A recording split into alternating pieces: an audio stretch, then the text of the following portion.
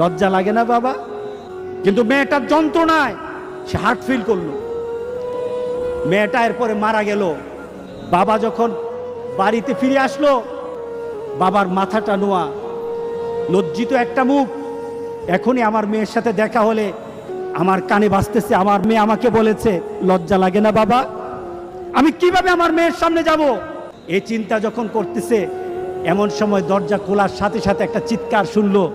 স্ত্রী চিৎকার বলতেছে, আমার মেয়েটা মারা গেছে।